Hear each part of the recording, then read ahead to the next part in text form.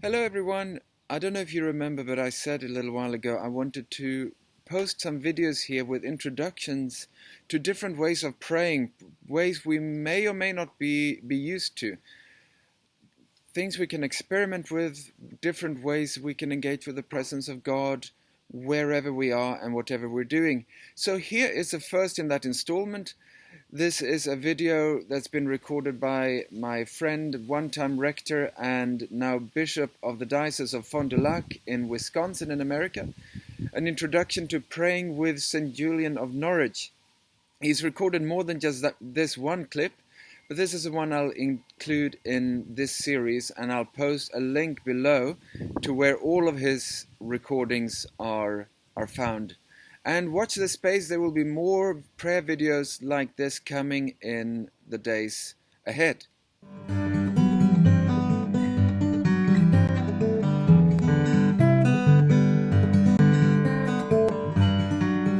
Hello, my name is Matt Gunter. I am the Bishop of the Diocese of Fond du Lac, the Episcopal Church in Northeast and Central Wisconsin. I'd like to invite you to join me on a Lenten retreat as together we live in these confusing and crazy, unsettling and anxious times as we deal with the realities of the pandemic of the coronavirus, COVID-19, and the sequestering that we are all attempting as we seek to not spread the contagion. It is an unsettling time, and it can feel a little bit like things are coming apart at the seams. And the question I'd like to explore with you in this retreat is, how do we hold it together when things seem to be falling apart? And the way I hold it together, or at least one way that I hold it together, is by holding on to this. This is a hazelnut. I carry a hazelnut around with me in my pocket all the time, and now and then I reach in and I touch it, because the hazelnut reminds me of Julian of Norwich, one of the great English mystics who lived in the 14th and early 15th century. And the hazelnut reminds me of Julian, but still more, through Julian, it reminds me of God. And I want to share with you a bit about Julian of Norwich and the times in which she lived, and then speak a bit more specifically about one of the visions that she had. So Julian was born in 1342 and died in 1416. As a young woman, she became very, very ill. So ill, in fact, that they thought she was going to die. The priest came and gave her last rites and told her to prepare herself for death. And as she lay on her sickbed, Julian looked at the crucifix on the wall in her room. And as she lay there sick, preparing for death, she had a vision. From the crucifix, Jesus began to speak to her words of comfort and hope.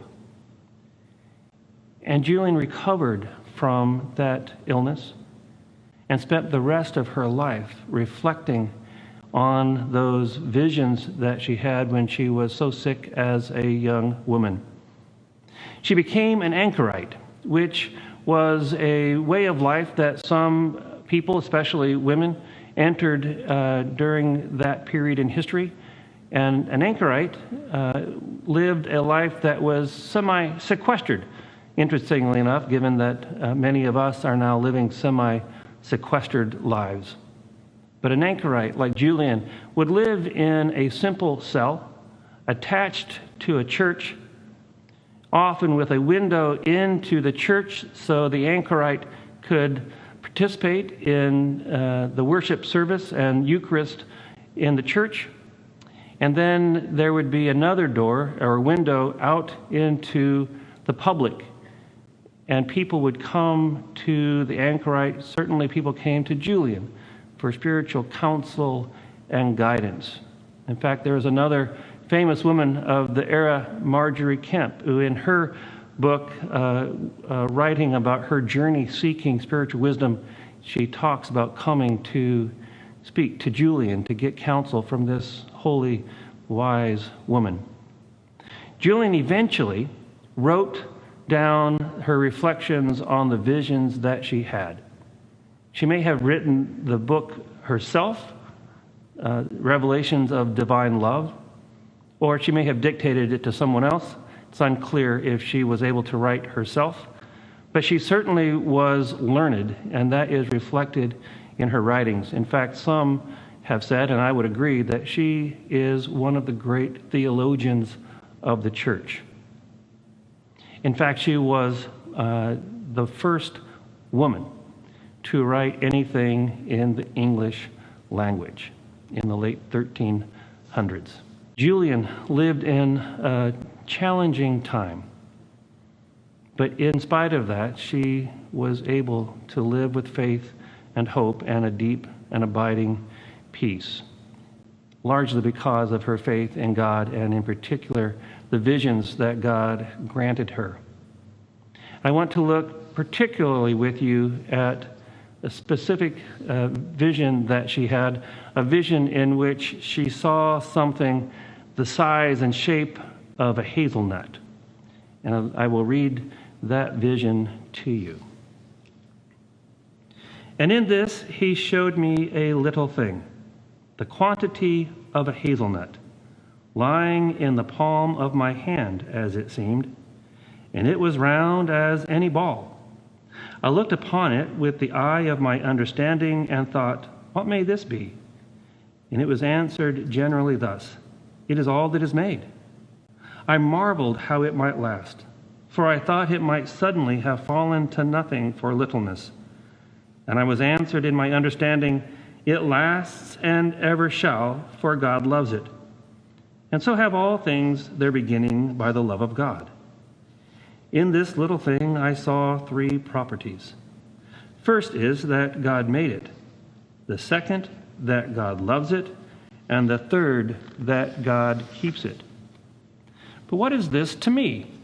Truly, the Creator, the Keeper, the Lover. For until I am substantially one to Him, I may never have full rest nor true bliss. That is to say, until I am so fastened to Him that there is nothing that is made between my God and me. This little thing which is created seemed to me as if it could have fallen into nothing because of its littleness. We need to have knowledge of this, so that we may delight in despising as nothing everything created, so as to love and have uncreated God. For this is the reason why our hearts and souls are not in perfect ease, because here we seek rest in this thing which is so little, in which there is no rest. And we do not know our God, who is almighty, all wise, and all good, for He is true rest. God wishes to be known, and it pleases Him that we should rest in Him. For everything which is beneath Him is not sufficient for us. And this is the reason why no soul is at rest until it has despised as nothing all things which are created. When it, by its will, has become nothing for love, to have Him who is everything, then it is able to receive spiritual rest. It's a remarkable vision, and in fact, in this vision, Julian in many ways summarizes the Christian teaching about creation. On the one hand, creation is created by God, and God delights in that creation. And Christians believe that, as God says in the story in Genesis, after He creates everything, it is good. Indeed, it is very good. Creation, the material world, is God's good gift, created out of His love and sustained by that same love. On the other hand, as Julian points out, as wonderful as that creation is, it is not in itself substantial or sufficient enough to satisfy our deepest need, our deepest longing, our deepest desire. And if we trust too much in created things, any created thing, however good it is, it will not finally satisfy us, because as Julian points out, and as Augustine of Hippo pointed out, until we rest in God, we will be restless. So there it is, creation as Christians understand it, a good thing, a beautiful thing, a delightful thing, but in the end, not a sufficient thing for the eternal hunger that is in each human heart. Only God can finally fulfill that hunger. Only God is finally sufficient. In the next video, we will look at the historical context that Julian lived in. She had this vision of a thing, the quantity of a hazelnut, that she thought was so small and insubstantial that she wondered how it did not dissolve into nothing, how it did not just come apart. And Julian lived in a time when she had good reason, as many did, to wonder how things held together, because things seemed so likely to fall apart.